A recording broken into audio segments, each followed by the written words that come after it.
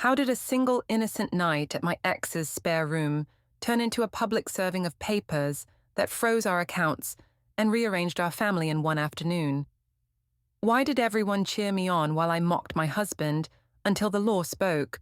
I'm Evadne Markham, 33, a marketing coordinator who writes nice emails and cleans up client messes, which means I know how to clean up stories too.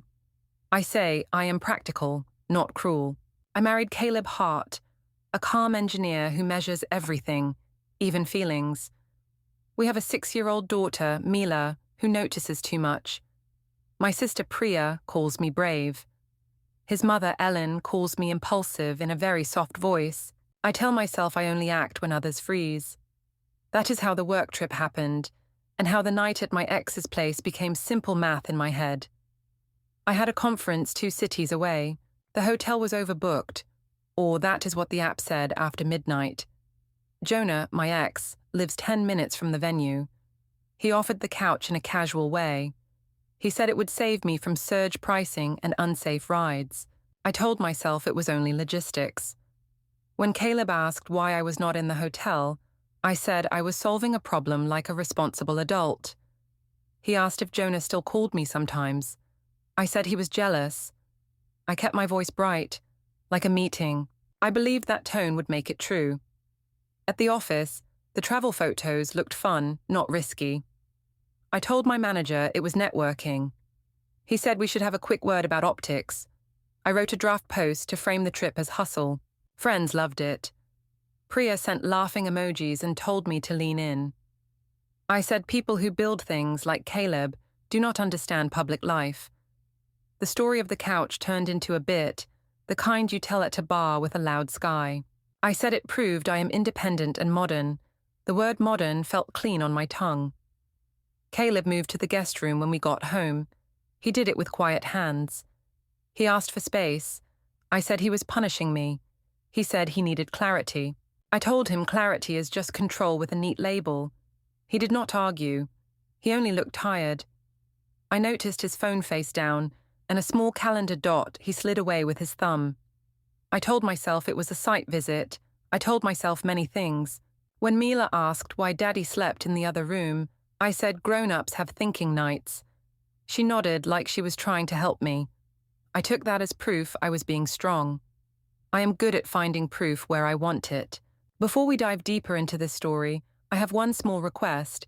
Please subscribe, drop a like, comment, and hit that hype button to boost this channel so more people can discover these incredible stories. I started with control. I made coffee and set 2 mugs like nothing was wrong. I told Caleb the trip had turned messy at the end, that the hotel app spun and gave me nothing, that I stayed at Jonah's because it was near the venue and safe. I said the couch was clean, the windows were open, the night was short. I kept my voice calm. I thought calm language could carry me across the line. He stood by the counter and listened as if I was a news report. He asked about the booking and the time. I said the booking failed at midnight and the ride prices were high. He asked how I reached Jonah so fast. I said we still had each other in our phones because of old group threads and birthdays. I used words like practical and adult.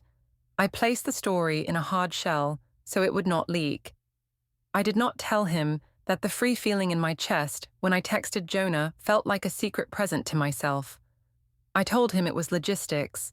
I said any reasonable person would have done the same. I said colleagues crash with colleagues all the time when a city gets expensive. I said he was being unfair to think anything else. I said he was taking a small thing and making it a marriage crisis. My hands did not shake, which I took as proof that I was right. He looked at the mugs and then at the little plant on the windowsill that I always forget to water. He asked if Jonah still called late sometimes. I said this was not the point, and he was moving the goalposts. He asked if I told Jonah that I was married and staying for the night. I said of course, as if the question insulted me. I decided I would not admit doubt. If I opened that door, he would drag me into a long talk about trust and boundaries, and other slow, heavy words. While I wiped the counter, my phone chimed. Priya had sent a message that said, I did nothing wrong, that men cannot stand when women solve problems without them. I held my screen up and said even my sister agreed. He did not look at the phone. He said Priya tries to protect me, not the marriage. I said he was attacking my family. I knew that was not fair. I used it anyway. I kept adding friendly details about the apartment. I said the living room had a big old sofa that smelled like detergent and a shelf of board games that no one used anymore. I said the apartment was cold because Jonah is cheap with heat, and I laughed like it was a shared joke. I turned myself into a reporter again, a person with clean facts and steady bullet points. He asked if I slept. I said barely. He asked if Jonah touched me. I said he did not. I said Jonah is not a threat and has never been one. I said this part louder, as if volume could build a wall. Mila padded in at the edge of the talk and asked for toast. I shifted my face and smiled at her, like a morning show host. I said everything was fine. Caleb buttered the bread and slid the plate in front of her. He thanked me for the coffee without looking up. I said we should move past it and not teach Mila to worry. He said he did not want our daughter to learn that words were more important than actions. I told him he was being dramatic. He did not answer. After school drop-off, the house felt like a held breath. I tried to talk again. I said he was punishing me with silence. He said he needed space to think and did not want a loud fight. I said a fight would be honest. He said he preferred honest changes to a noisy performance. I felt insulted by that word, performance, like he had seen behind my careful tone. I went into the bedroom and changed the sheets. I put away laundry that did not need to be put away. I rearranged the bedside table. These are things I do when control slides. I framed the story on my phone for later. A cute travel mishap, a tired woman stuck in a broken city, a helpful ex with a couch. I knew what captions could do. I knew how people like a tiny scandal that feels safe. When he came in that evening, he spoke softly. He said he was going to sleep in the guest room. He said he needed a boundary so he could think. I said sleeping apart is not a boundary. It is a show. I called it a power move. He said he was not performing for anyone. He said he did not want to discuss blame tonight. He asked if I could let things be silent. I said silence is controlling me without getting your hands dirty. I expected him to argue. He did not. He carried a pillow to the hall like a careful waiter. I stood with my phone and stared at his back. I told myself he was sulking. I told myself I should be the one offended. I said to myself that he should be proud I did not waste company money on a surge ride. I said I had the team's budget in mind. I said people in my field network late. Stay where it is safe and move on. I said he was being old-fashioned. I repeated the word modern in my head until it hummed. He went to the guest room and put his phone face down on the dresser. I saw a dot on his screen, a small calendar reminder that said downtown 10:15 in plain text. He slid the phone away. I decided it was a site visit and not my business. I told myself an engineer has meetings all the time. It was easier to say that than to think he was planning something I could not see. When I went to bed, the space beside me felt huge. I took a photo of the empty pillow and almost posted a joke about snoring. I stopped. I did not want to look petty. I told myself I would fix the narrative at work, which is my arena.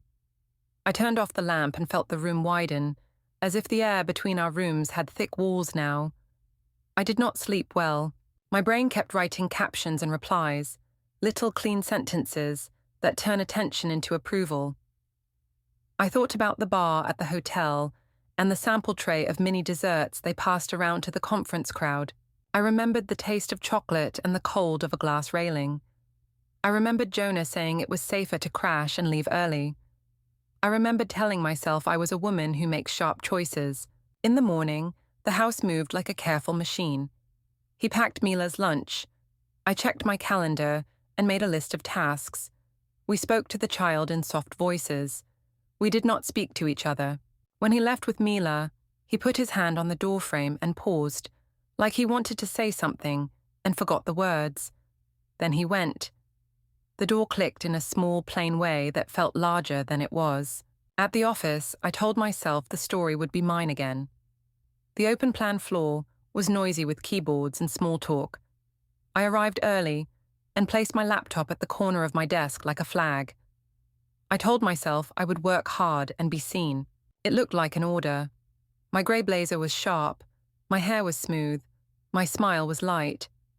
I tapped a draft post about the trip and used words like client dinners, late logistics, and safe choices. I wanted to shape the feed before anyone else did. My co-workers watched. One person asked if the conference city was wild. I said it was full of energy and good contacts. Another asked if the hotel situation was chaotic. I said the app crashed, and I solved it the way any adult would. I said I hate waste and love safety. I said I am a fearless planner. The words felt like a coat I buttoned all the way up. Across the aisle, 2 analysts shared a look I did not like. I leaned in and asked if there was a problem. They said they loved my travel stories and the vibe. It sounded smooth and not kind. I laughed and said my husband needs to learn how this business works. The analyst nodded as if I had handed over a piece for a puzzle, and he knew where to put it. I felt warm and then annoyed at myself for feeling it. Marco, my manager, sent a chat about a quick sync. He is careful with words and careful with time. He uses calendar blocks and short subject lines. He asked if I could step into a small room in 10 minutes. I told myself it was about the client campaign we pushed last week. I opened the campaign sheet and the social metrics so I would look ready. The numbers were fine, which helped me breathe. On my break, I scrolled through the conference hashtags. Someone had uploaded a short clip from the hotel lobby bar. You could see me in the reflection behind the speaker, laughing at something off-screen. It was harmless but bright. Priya had already commented with laughing faces and a line about never letting men police travel. I felt protected by that. I reposted the clip to my story with a caption about networking at all hours. I said I was tired but proud. Marco appeared at my desk before the meeting and stood with his hands in his pockets. He asked in a low voice if I had a second earlier than planned. I noticed 2 junior staff look up from their monitors, then look down. I said of course. He walked slow and I matched his pace. The glass meeting rooms were all taken, so he led me to a small HR interview room that HR sometimes lets managers use when the floor is crowded. It was quiet and airless. The chair legs sounded loud on the tile. He asked about the bar clip first. He said there was a client logo in the background and asked if I had permission to post. I said it was not the client logo, just a similar shape, and I could take it down if it bothered anyone. He asked if I had stayed at the conference hotel. I said the app broke and the costs were insane and I saved money. He asked where I stayed. I said at a friend's place near the venue and repeated that safety matters. He asked if the friend was an ex. I said yes and told him it was not a story. I said people would make it a story only if we let them. He sat with that. He said, reputational risk works like water finding cracks. He said he wanted me to be careful. He said people in other departments talk when they do not know the full picture, and HR ends up writing emails. I said I understand optics. I said I am actually very good at managing them. He looked as if he did not want to argue, but also did not want to nod. I went back to my desk and wrote a longer caption for my feed about being a grown woman with budget sense. I said some spouses do not get the grind. I said the city was safe enough with a friend nearby. I used the phrase ex as a friend with boundaries. It felt smart to write it myself before anyone else framed it. Cassie from my friend group replied with a line about independence that made me smile. I felt the room lean toward me, at least in my head. Then the tags started. One was a carousel from someone's late-night story. There was a boomerang of me lifting a glass with Jonah blurred in the corner. It had a song over it that made everything look bouncy and cute. Another tag showed a group selfie at the lobby bar, where you could see the couch joke in my eyes, even if the caption did not say it. The third was a grainy shot of me outside the venue at midnight, talking with Jonah by the curb while we checked our phones. I told myself none of them proved anything, and none of them were wrong. A chat popped up from HR asking if I could pop by later for a quick reminder on travel policies. The tone was neutral. I told myself neutral meant fine. I sent Priya a screenshot. And she wrote that everyone in HR is stuck in the past and only knows how to police women. I felt brave again. I wrote to Cassie that I might turn the whole thing into a funny post about how a sofa saved my career for a night. She sent 3 fire emojis and told me to do it. I looked at my wedding ring and turned it on my finger. I told myself this is not about marriage. This is about being a modern worker with a smart network. I told myself I could keep both plates spinning. I told myself men like Caleb will always feel a step behind because our world is new. I thought about Ellen and her soft voice. I imagined what she would say and then heard myself calling that view old-fashioned. It felt good to win fights that happened only in my head. The comments on the tags grew. Some were fine, some were snide. One asked if my husband was okay with friendly couches. I wrote a reply and deleted it. I wrote another and deleted it too. I told myself silence is power when the narrative is yours. I added a story slide about budget hacks for travel, like bringing snacks, sharing rides, and staying near the venue with trusted people. I said the word trusted like it had been tested. Co-workers walked by my desk and had the look people get when they know something before you. It felt like the air had small needles in it. I answered emails fast and smiled at nothing, which is a trick that makes people think you have good news. Marco walked past and said he still wanted that quick word. His voice was careful. I said, of course. As I gathered my notebook, my phone lit with a push notice. It said I was tagged in 3 new photos. The preview showed my profile picture next to the bar clip and a timestamp close to midnight. It also showed a blurred outline of Jonah in the corner of one frame, and the shape of his apartment number on a key fob in another, caught by the flash when someone took a photo near the elevator. I felt heat rise from my collarbone to my ears. I told myself it was just bad angles and bright lights, and that no one would zoom. Marco waited by the hall and nodded toward the small room again. He said he would be quick. I said I could do it quickly. Inside, the air felt even smaller than before. I placed my notebook on the table and lined up my pen to look organized. I told myself organized people do not lose. The rooftop bar had strings of lights and a glass railing that made the city look soft. Cassie waved me over like I was the guest of honor. She said the night was for strong women. I said this was my favorite kind of meeting because there were no minutes and no spreadsheets. Someone asked about the trip. I said the city was a storm, and I survived it with strategy. I said I solved a housing problem with a friend and saved the company money. The table clapped like it was a joke with a moral. I let the story grow. I said engineers like Caleb do not understand flexible plans. I said they like straight lines and long explanations. The group laughed in the way that shows teeth. Cassie held up her phone to record a cheer. She said people online needed a Saturday boost. The camera light turned red and stayed on. I lifted my glass and said, modern marriage needs trust. I said I was trusted. I said that out loud so it would hang in the air. Caleb came up from the elevator to collect Mila from the sitter in the building next door. He was neat in a grey sweater and looked like a person who always finds the right screw in a drawer. He stood near the bar rail and waited until I saw him. He said the sitter was downstairs and asked if I wanted to say goodnight. I said the group was mid-story and we would stop by in 10. He nodded and said the sitter had another job and needed to leave now. Cassie leaned in and said he could relax because grown women can plan. I let that land. I saw his eyes pass over the phones on the table and the blinking red light. I stepped close enough that only he could hear. I said he was making it awkward. He said he did not want to perform here. I said he was already performing by arriving during my night.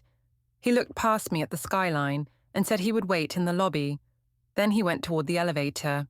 I turned back to the group before the doors closed, and I gave a small shrug that meant see how tense he is. The shrug played well. People laughed in a kind way that hurts. Someone asked to hear the couch story again for the recording. I said fine and told it with better rhythm. I said the sofa was old but clean and that I slept like a rock from pure exhaustion. I said Jonah knew the rules and kept his distance the whole time because we are adults. I said Caleb calls this cheating and I call it planning. Cassie whistled and the table clinked glasses. A person I barely knew shouted that my husband should be grateful I am resourceful. I smiled as if it were wisdom. The elevator doors opened for another group and Caleb stepped out again. He said the sitter had to leave. His voice was calm and even. I saw my reflection in the glass and watched myself roll my eyes. I said we were celebrating my resilience and he could take Mila home. He nodded. He said he would text me that Mila was tucked in. His tone held a weight that made Cassie look away for a second. Then he tipped the bartender for the water he had not touched and left without hurry. I watched people notice his quiet manners, and I told myself the politeness was a strategy to make me look harsh. I turned that thought into a line for the camera. I said some men use silence like a leash. The phones moved closer. Someone lifted a glass and called for a toast to independent wives. I felt power rush to my face. I said independence is not a threat, it is a gift. I said we should stop praising husbands for tolerating normal behavior. I waited for the cheer, and it came. I knew all this would find him somehow. That was part of the fuel. I said modern couples must unlearn old rules. I said a couch is furniture, not a sin. I said crisis is a word for people who fear change. The recording light glowed like a small red star. My heart beat fast in a way I liked. When the song changed, Cassie asked me to face the lights for one more take. She said we needed a clean loop to post. I raised my glass again. Behind me, the elevator bell rang, and my name rolled in someone's comment feed. Cassie counted down with her fingers like a director. I saw, in the dark reflection, the small figure of a camera lifting.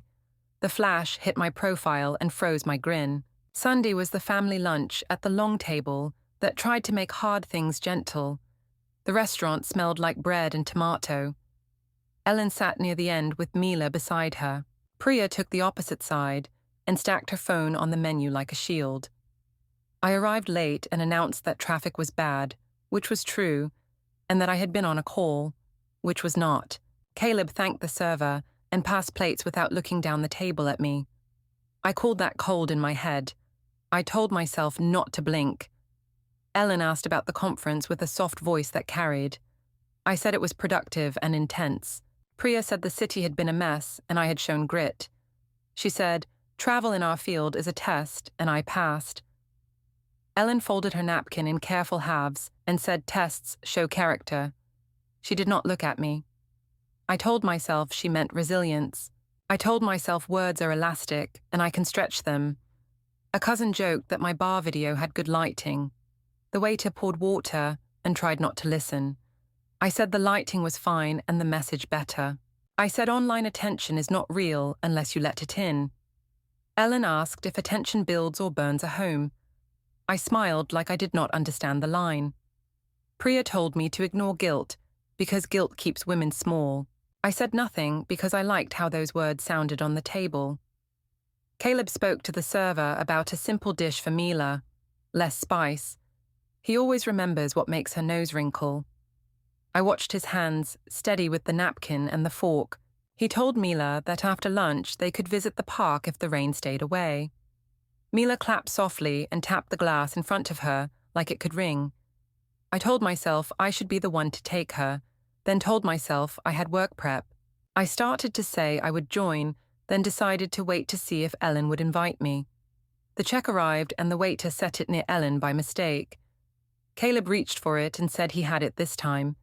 I said he was trying to buy silence. Ellen said generosity is not a purchase. Priya laughed and said control often hides under polite words. The table paused. The pause was heavier than any sentence. Caleb thanked the server again and placed the card without reacting. The waiter looked relieved to retreat. We went to the park after, because it was easier to keep walking than to split again. The sky was thin and silver. The swings creaked in a soft way. Caleb pushed Mila with a measured touch that matched his voice. He counted in a rhythm that always makes her smile. I stood near the bench and told Priya that Ellen had tried a speech at lunch. Priya said in-laws always try speeches. She said old systems use questions like ropes. I laughed and said maybe I was allergic to ropes. It sounded smart and empty at the same time.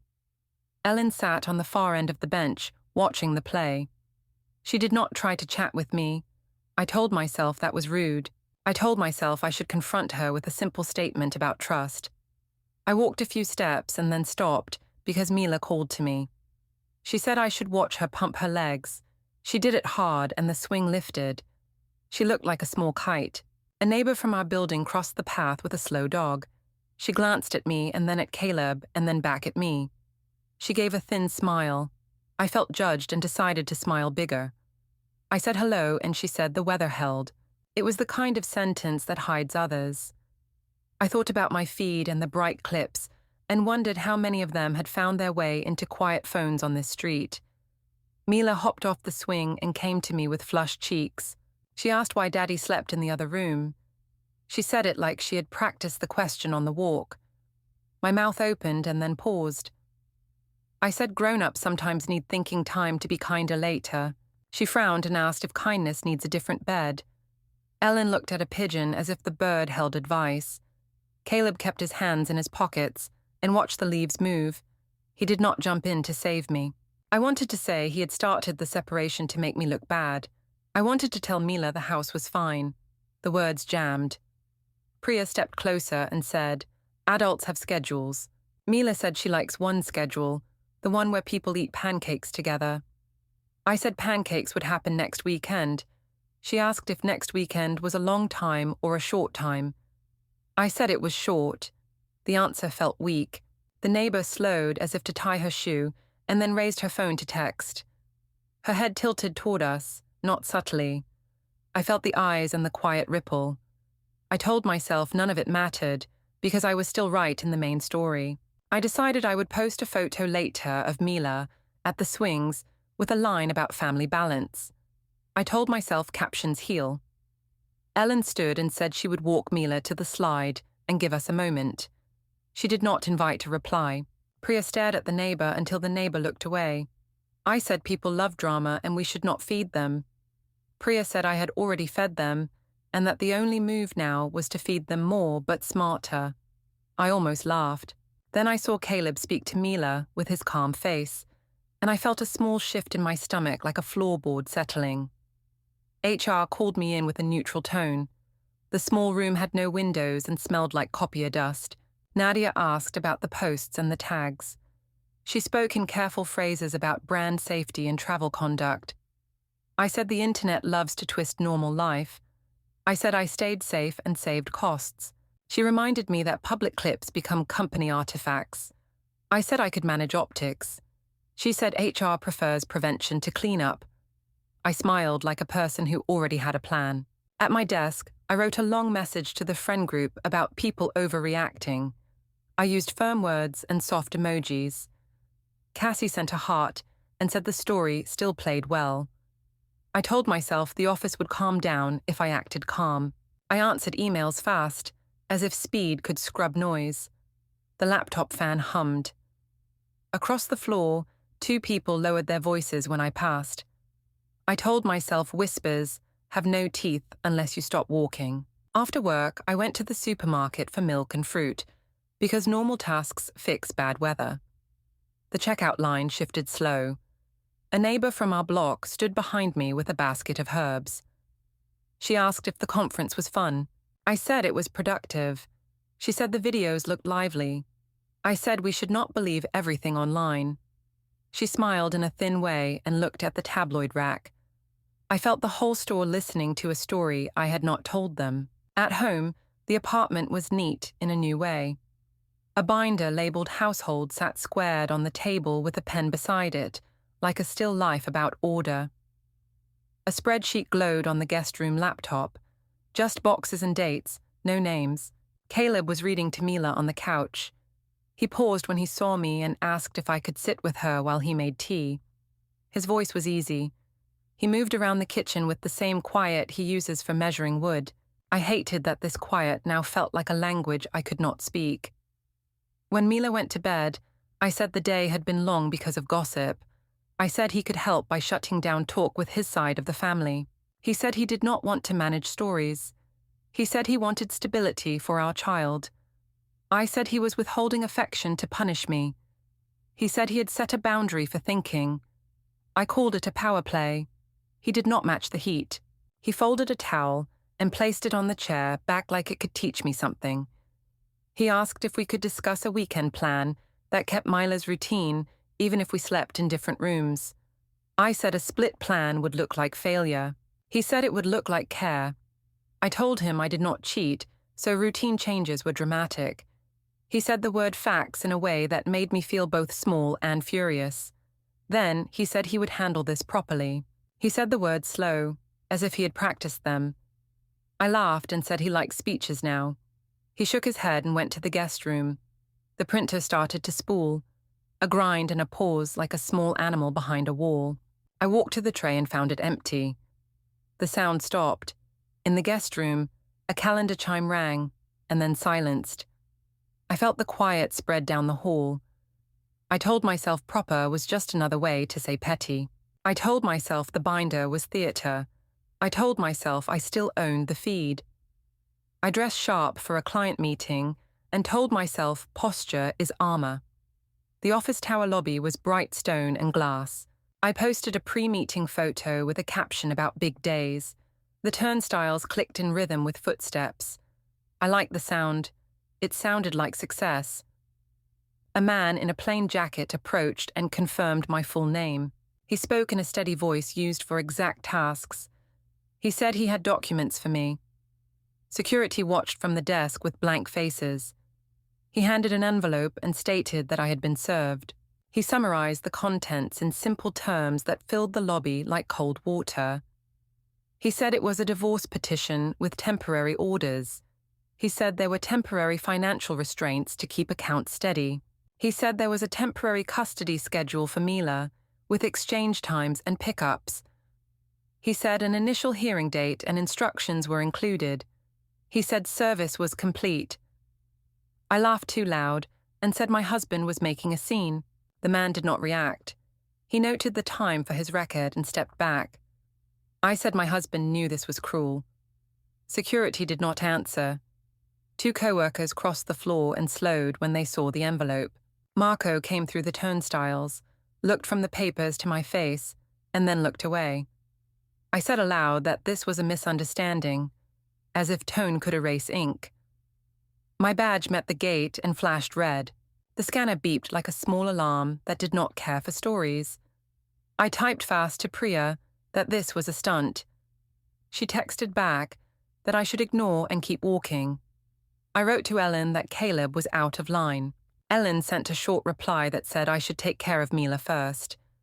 The words felt like a hand on my shoulder pushing down. I looked at the envelope and imagined the parts I had not opened yet. I imagined the copies and the dates and the lines that tell people where to be and when. I said to Marco that this was personal and would not touch work. He said we could speak later about optics. His voice was careful in a way that made the floor colder. Security asked if I needed a seat. I said no and reached for the gate again. The badge failed a second time, the red light steady. Someone's phone camera clicked near the escalator. The sound was small and sharp. I stood with the envelope like a prop I could not put down. I said to the guard that this was petty. He wrote something in a logbook with a patient pen. The server, done with his job, walked toward the exit without looking back. The lobby doors opened and closed for strangers who did not know me. I felt my posture sag. Then I fixed it because posture is armor. The envelope edges pressed into my palm. The turnstile beeped again like a clock.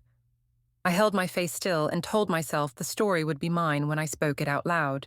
Don't forget to hit like, subscribe, and turn on the bell so you don't miss the next story. Write in the comments from which city you are watching.